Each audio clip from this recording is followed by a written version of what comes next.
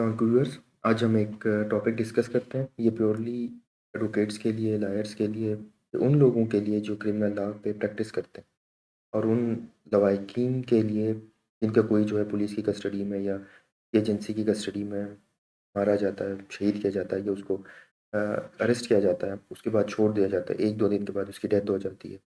ऐसा कुछ हो जाता है या पुलिस स्टेशन में आपने देखा होगा कि टॉर्चर करते हैं। सर, ये पाकिस्तान में जो है बहुत से आता है, थर्ड वर्ल्ड कंट्रीज़ में।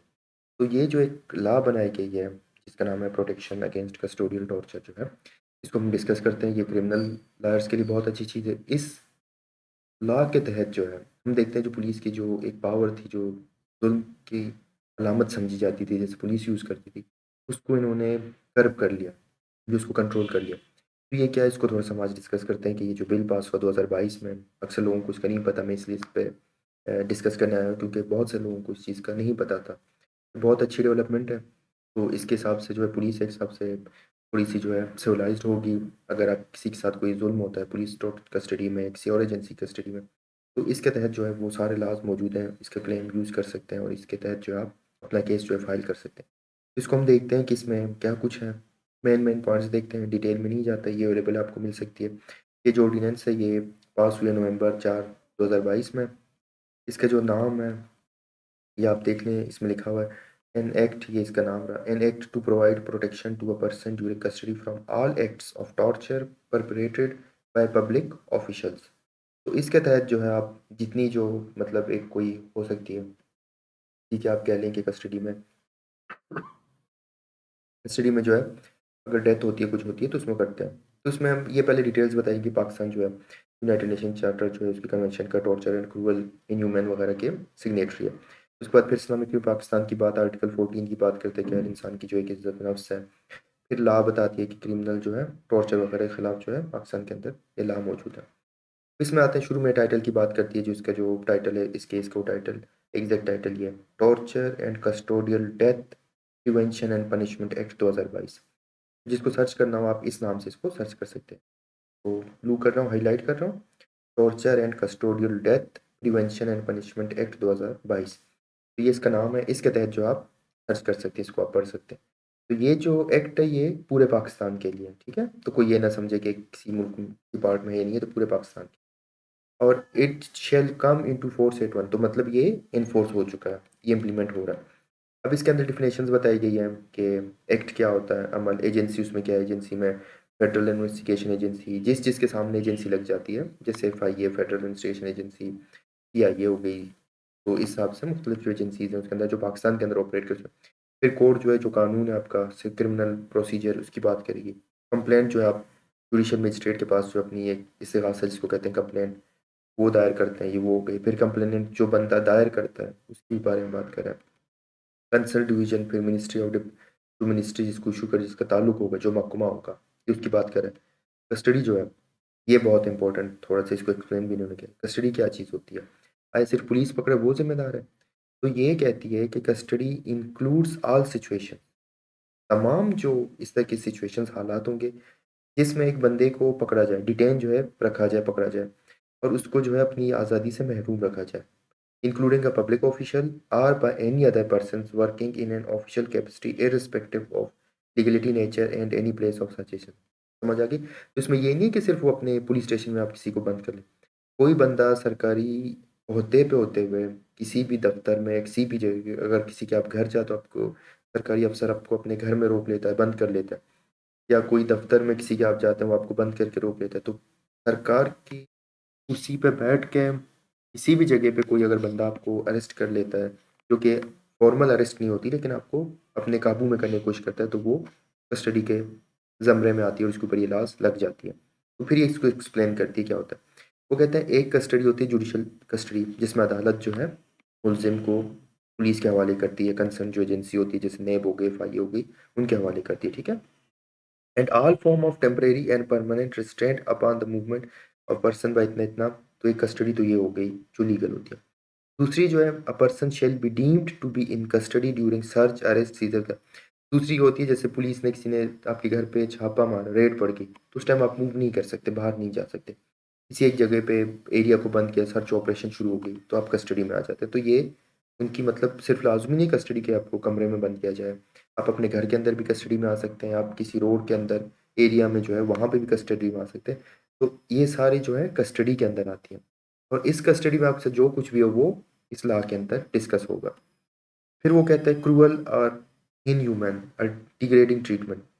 ज़ुल्म, गैर इंसानी या मतलब बद-अखलाकी तौर पे आपके साथ अगर रवैया किया जाए तो वो क्या है? वो बताते हैं कि इसमें ये चीज़ें आपके साथ होंगी जिसमें डेलिब्रेट एग्रीव ट्रीटमेंट, इन्फ्लिक्टिव परसेप्शन इटेंशन वही सारी बातें होगी।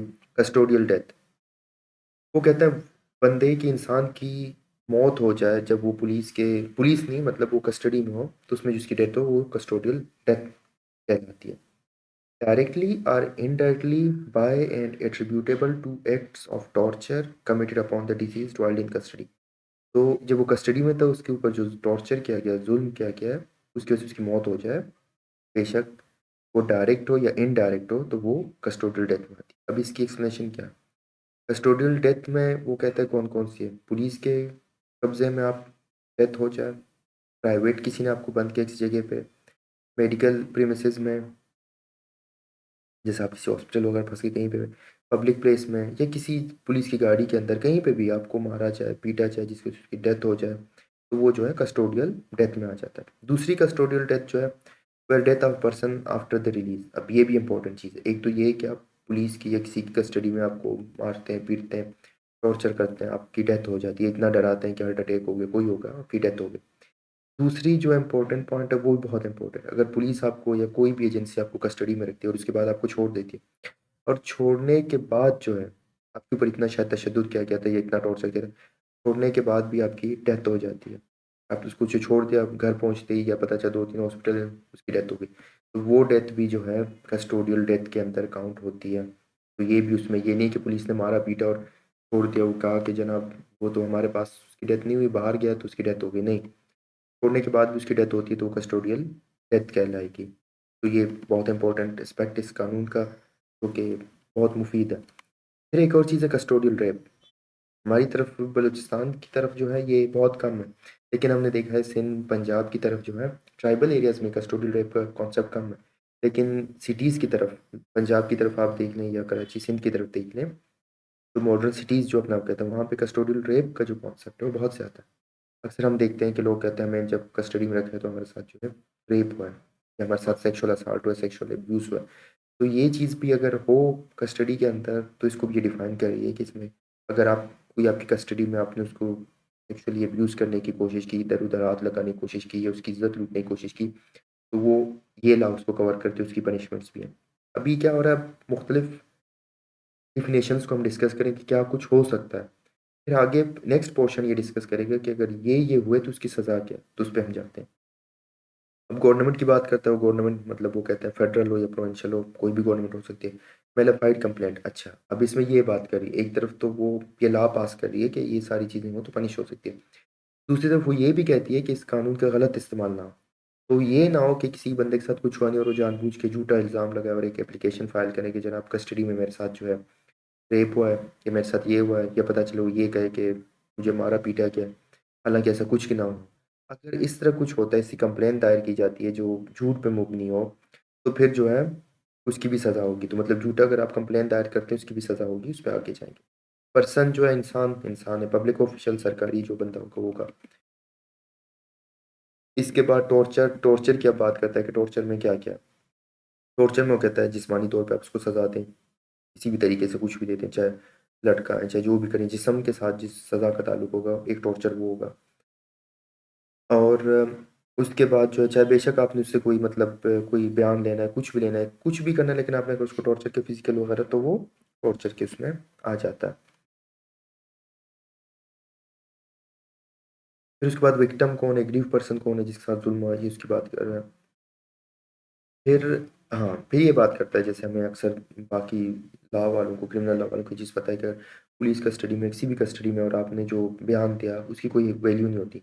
अगर पुलिस की आप कस्टडी में एफआईए की या किसी एजेंसी की कस्टडी में आपसे वो कोई भी बयान ले लेता है, चाहे टॉर्चर करके मार-पीट के, तो वो बयान जो है काबिल कबूल नहीं होगा। तो ये बात करती है कि जो स्टेटमेंट आपको टॉर्चर के तहत दिया गया है, वो काबिल कबूल नहीं होगी।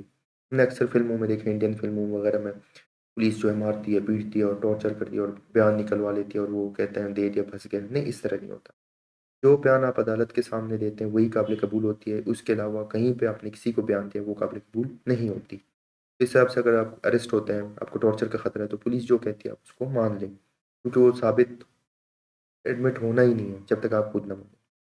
फिर इसके बाद आगे हम जाते हैं कि वो कहता है कि अगर a public official who knowingly uses such information under subjection, तो वो कहता है कि पुलिस और बाकी इदारे जब उनको पता है कि टॉर्चर के तहत आपने जो इन्फॉर्मेशन हासिल की वो काबिल कबूल नहीं होती, लेकिन फिर भी उसको पेश कर लेता है। अगर इससे कुछ होती है तो उसको कम से कम 1 साल की सज़ा जो है और जुर्माना भी उसको लग सकता है।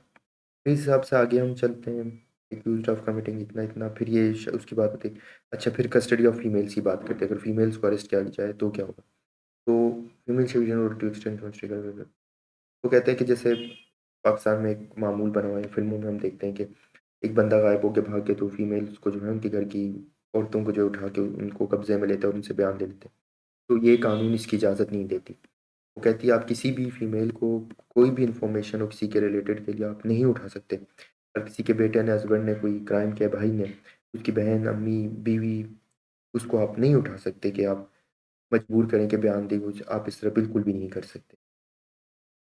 और फीमेल को अरेस्ट करने के लिए फीमेल ही चाहिए, कोई मेल वगैरह उसको अरेस्ट नहीं कर सकता। तो ये बहुत अच्छी डेवलपमेंट है कि मेल के लिए किसी फीमेल को आप अरेस्ट नहीं कर सकते, ना उसकी इन्फॉर्मेशन लीजिए। अगर इन केस इससे कुछ होता है तो ये कानून मौजूद है, कोर्ट्स मौजूद है, आप उसके थ्रू कर सकते हैं। इन्वेस्टिगेशंस की बात करता है, वो कहता है कि अगर इससे कुछ हो तो इसमें आप क्या करेंगे? Being in force agency will have exclusive, ये फिर ये इस पे हम नहीं जाएँगे क्योंकि ये फिर वो एक क्रिमिनल प्रोसीजर डिटेल में जाएगा, इतना आएगा। फिजिकल रिमांड, ये वही क्रिमिनल प्रोसीजर की बात कर रहा है। एजेंसीज़ की फिर वही बात है, ट्रायल ऑफ ऑफेंसिव। अच्छा, इस तरह के केसेज़ की जो ट्रायल है वो कहाँ आप जाएँगे? ये तो कोर्ट ऑफ सेशन जो है, सेशंस कोर्ट्स जो है वो इन केसेज़ को डील कर सकती है। अगर इस तरह कोई ऑफेंस हो, टॉर्चर वगैरह, तो आप डायरेक्ट सेशन कोर्ट में जा सकते हैं। तो मजिस्ट्रेट कोर्ट में आप नहीं जा सकते, सेशन कोर्ट्स में आपको जाना पड़ेगा। फिर intimation to concern government and transfer, अच्छा, अगर इससे कुछ होता है तो फिर आप गवर्नमेंट को जो है इन्फॉर्म करते हैं और अगर जिस तरह की पुलिस के मतलब जो समझे इंचार्ज थे उसके अंडर हुआ तो उस टाइम अगर इस तरह के कोई केस फाइल होता है तो कंसर्न जो पुलिस ऑफिसर जो ज़िम्मेदार होगा, उसको जो है आप उस टाइम वहाँ से ट्रांसफ़र कर देंगे उस ओहदे से, या फिर उसको आप सस्पेंड करेंगे ताकि वो इंक्वायरी के ऊपर असरअंदाज ना हो सके। ये सारी चीज़ें प्रोसीजर चल रही हैं, हम आगे चलते हैं डायरेक्ट उस पे पनिशमेंट्स पे, कि सज़ाएँ इसकी क्या हो सकती हैं। बाकी डिटेल्स पे इसलिए नहीं जा रहा क्योंकि वो क्रिमिनल प्रोसीजर्स पे हैं, जो क्रिमिनल केसेस डील करते हैं उनको ये सारी चीज़ें पता है कि क्या-क्या कुछ होता है, क्या तरीक़ेकार है। पनिशमेंट्स एंड टॉर्चर, तो वो कहते हैं कि अगर पनिशमेंट टॉर्चर हो गया, पहले हम कह रहे थे ना कि इस तरह हो सकता है, हो गया तो फिर क्या होगा? वो कहते हैं इस तरह का जो कोई जुर्म होता है तो ये कॉग्नाइजेबल होगा, नॉन कंपाउंडेबल होगा और नॉन बेलेबल होगा। अब ये क्रिमिनल लॉ वाले समझ सकते हैं कि non bailable, a, cognisable and non compoundable कौन सी, इसमें रज़ामंदी वगैरह कुछ भी नहीं हो सकती। तो जैसे कुछ केसेज़ में जैसे मर्डर में आप करते हैं कि दियत के साथ आपके पास थोड़ी-सी ऑप्शंस होती हैं, तो इसमें वो कह रही है कि इससे की कोई ऑप्शन आपके पास मौजूद नहीं है। तो अब इस पे आते हैं, पॉइंट नंबर 9 पे, पनिशमेंट फॉर कस्टोडियल डेथ, अगर किसी की हिरासत में, दौरान हिरासत जो है डेथ हो जाती है तो क्या होगा? तो जो ज़िम्मेदार होंगे, उनके ऊपर सेक्शन 302 लगेगा जो मर्डर का है। सिंपल बात ये, जो कस्टडी में मर गया तो जो ज़िम्मेदार थे उनके ऊपर कत्ल का ही सेक्शन लगेगा 302, मतलब गोया उन्होंने खुद उसको कत्ल किया, जानबूझ के कत्ल किया, मारा है तो उनकी सज़ा यही होगी और यही केस चलेगा। इससे पहले ऐसे नहीं था। तो इस टाइम फर्स्ट टाइम अगर पुलिस कस्टडी में कोई मारा जाता है, तो उसके ऊपर जो है सज़ा वो यही होगी। अभी रिसेंटली एक वाक़या जो है तुर्बत में हुआ बालाज के नाम से, जिनकी जो है वो डेथ हुई, वो कह रहे थे नहीं कस्टडी में नहीं हुई, वो कस्टडी में हुई नहीं, दिस इज़ डिबेटेबल। वो कस्टडी में ही हुई क्योंकि पुलिस उसको सीटीडी लेके जाती है। सीटीडी उसको जिस जगह पे लेके जा रही है, सीटीडी ही लेके जा रही है। सीटीडी जो भी बयान दे के जनाब उनके लोगों ने फायरिंग जो, लेकिन वो जो है सीटीडी की कस्टडी में थी, उसकी जान की हिफाज़त सीटीडी के ऊपर थी। जब मारा गया किसी भी तरीके तो वो जो है उसकी कस्टोडियल डेथ हुई और इसके तहत जो है जो ज़िम्मेदार थे पूरे प्रोसेस में उस बंदे के लिए, उनके ऊपर सेक्शन 302 लगेगा और इसके तहत उनका ट्रायल होगा और उनको सज़ा होनी चाहिए। एक बहुत रिमार्केबल लॉ है, एक्ट है कि ज़रूर लोगों को इसको यूज़ करना चाहिए ताकि पाकिस्तान के अंदर जो है सिविलाइज़्ड सोसाइटी की तरफ हमारी जो डिपार्टमेंट्स हैं और लोग भी हैं वो जाना शुरू करें। तो ये होगा। फिर ये कस्टोडियल रेप, अगर किसी के साथ रेप होता है। अब रेप लाज़मी नहीं है कि जिस तरह हम फ़िल्मों में देखते हैं वो रेप के बहुत सारे तरीके होते हैं, आप प्राइवेट पार्ट्स के अंदर ऑब्जेक्ट यूज़ करते हैं या कुछ भी किसी तरीके से आप रेप करते हैं, तो वो जो है भी आपने इस तरह कोई भी हरकत की, उसके कपड़े उतारे, सब कुछ जो कोशिश की सारी, तो वो भी सेम जो सीआरपीसी जो है आपके लॉज़ हैं डील करती हैं, तो बिल्कुल उसी तरह ये लॉज़ उसको डील करेंगी। इस तरह punishment for filing mala fide complaint. अब दूसरी तरफ अगर आप गलत कंप्लेंट, झूठी एफआई कंप्लेंट जो अदालत में लॉन्च करते हैं, तो फिर क्या होगा? तो सेक्शन 8 जो है परपेट्रेटर्स अंडर दिस एक्ट, जैसे आप झूठी मजिस्ट्रेट के सामने या किसी भी बयान में आप झूठी गवाही देते हैं, बयान देते हैं, किसी को मुख्तलिफ उसमें मेलाफाइड्स में मेलिशियस प्रोसिक्यूशंस वगैरह होती हैं, तो आप सारे उसके अंदर आ सकते हैं। तो इन पे मैं इसलिए ज़्यादा डिटेल में नहीं जा रहा क्योंकि बाकी प्रोसेस सेम। इसमें कहने का मकसद ये था, फर्स्ट टाइम इससे पहले हमारे पास कोई इस तरह था नहीं कि अगर कस्टडी में डेथ होती है तो आप उसको साबित कैसे करेंगे? बहुत कुछ मुश्किल था उसको, पुलिस डिनाई करती थी, कस्टडी डिनाई करती थी और बहुत सारी चीज़ें थी और लोग जो बेचारे पुलिस के खिलाफ कुछ भी नहीं कर सकते थे। तो इस एक्ट के तहत जो है ऐसा कुछ हो जाता है, जब पुलिस की कस्टडी में साबित हो गए तो आप इस एक्ट के तहत जो है वो केस चला सकते हैं, प्रोसीड कर सकते हैं और अपने जो बेचारे लवाहिकीन जो है जिनकी डेथ हो गई उनके पुलिस को या जो भी ज़िम्मेदार होगा उनके खिलाफ जो है आप केस कर सकते हैं। फिर इससे अपील जो है, अगर इसमें अपील हो जाए तो आप हाई कोर्ट में जाएँगे, वही सेम प्रोसीजर है, फिर सुप्रीम वगैरह उसी तरफ जाते हैं। और ये जो इसमें आ गया लिमिटेड इन्वेस्टिगेशन ट्रायल, फिर इसमें ये अच्छा इस केस को आप दर्ज करेंगे, इसके अंदर ये टाइम पीरियड है कि ये जो है 30 डेज़ 30 दिन के अंदर जो है ये जो कार्रवाई वगैरह मुकम्मल होनी चाहिए। अगर किसी की डेथ होती है, कुछ होती है, आप केस फाइल करते हैं तो 30 दिन के अंदर इस केस का फैसला होना चाहिए। अगर 30 दिन के अंदर ये नहीं होता, तो फिर जो डिपार्टमेंट इदारा होगा उसको बताना पड़ेगा कि 30 दिन में क्यों नहीं हो रहा, उसकी वजह क्या थी और मज़ीद उसको 5 दिन दिए जा सकते हैं। तो अपना इसके बाद जो है अगर पूरी अदालत समझती है कि ये जो तफ्तीश हुई है और ये सही नहीं हुई, इसमें मतलब साथी को बचाने की कोशिश कर रही है या खामियाँ ला रहा है, तो आप वो इन्वेस्टिगेशन ऑफिसर को चेंज करके दूसरा इन्वेस्टिगेशन ऑफिसर लाया जा सकता है और उस हिसाब से केस जो है प्रोसीड हो सकती है। अगर फिर भी 30 दिन के अंदर नहीं होती, तो इन्वेस्टिगेशन ऑफिसर इतना ना, तो फिर इसमें फिर आप दोबारा कोर्ट में दरख्वास्त दे सकते हैं।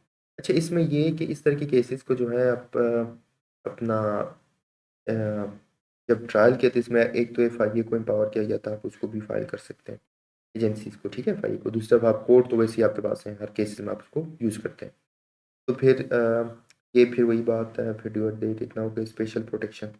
हाँ, फिर इसमें एक अच्छी चीज़ बताइए, अब ये डर होता है कि अगर किसी ने पुलिस के खिलाफ या किसी एजेंसी के खिलाफ कंप्लेंट लॉन्च की तो उसको डराया जा सकता है, धमकाया जा सकता है, हमने बहुत कुछ देखे अक्सर होती है।